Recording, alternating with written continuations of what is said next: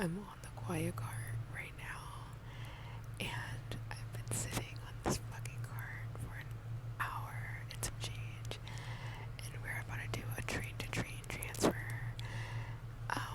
And my shoot is at 1 o'clock, and it's like 11:30, and I really don't know how much longer it takes to get to New York.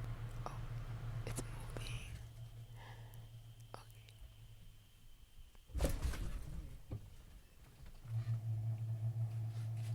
Okay, well, let me show you how I got here and what happens next.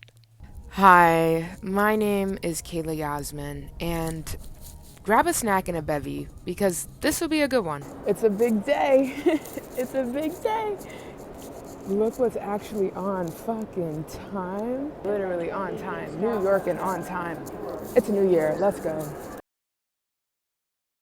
So, if you're new here, welcome. If not, thank you for coming back.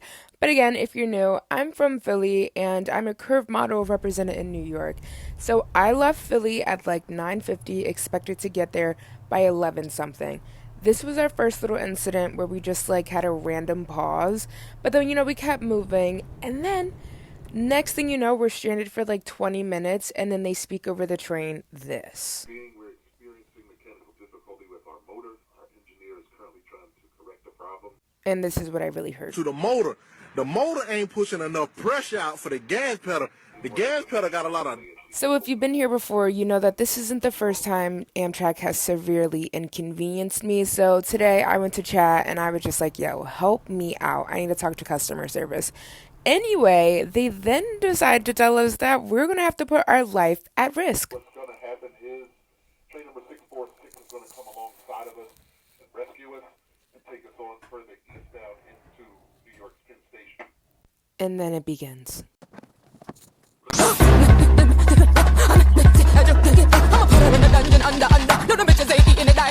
Listen very carefully to these instructions. Not touch both trains at the same time. I want you to step down, walk over, and step up.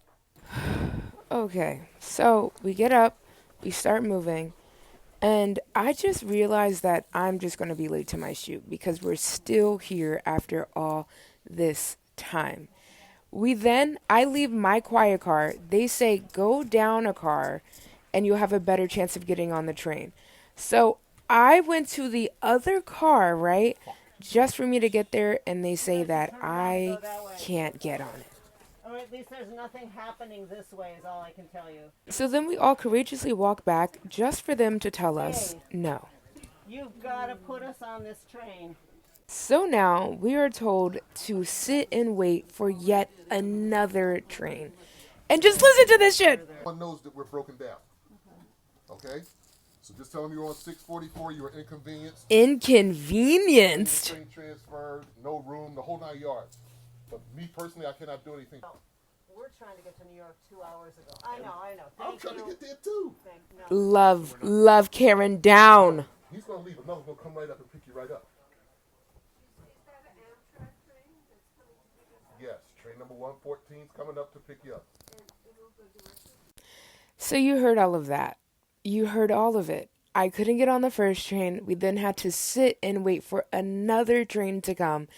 And then there has to be that one person that asks a stupid ass question, is it going to be an Amtrak train? Of course it's going to be a fucking Amtrak train. I can say that if I didn't record these days in my life, I don't think anybody would believe me. But anyway, back to the day. It is time to do this train-to-train transfer.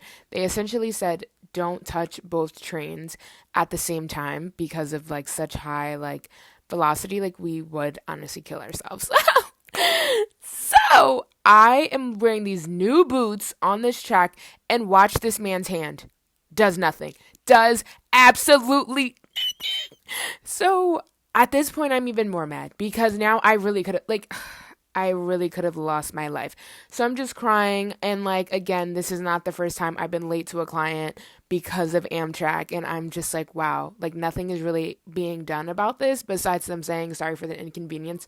And I think they like maybe paid me back for this ticket, but like that does not cover up anywhere close to the amount of money that models can get paid. So fortunately, there was no one before or after me for this shoot. So I was able to get it done. This was such a quick shoot. It was literally in and out that I wish this happened sooner. Anyway, I apologized to the client so much, like literally so much, that after it all ended, I went to Paris Baguette for the first time, disgusted. I probably will never go back to this ever again. It was my first time, so I had to ask someone sitting down, like, how do you go about the process? And I got like 3 little items, and honestly, I'm going to be really grateful and say this because there was a point when I would go to New York for castings where first I had to ask my mom for money to get a bus ticket. And on top of that, I would ask for just enough to get on the bus to and from that I did not have any extra spending money for food. So I can say that I'm really grateful now that I was able to buy food. Anyway, yeah, you saw that little kid. I was like, yeah, no, I'm done. I'm not sitting back there with little Junior.